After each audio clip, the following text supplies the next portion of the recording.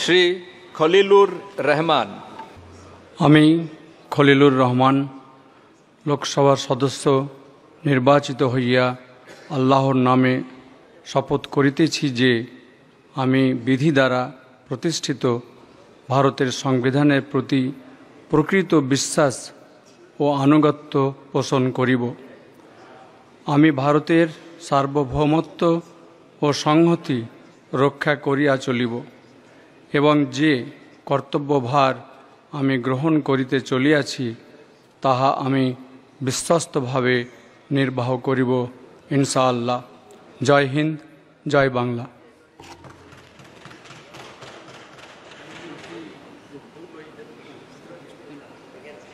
Thank you.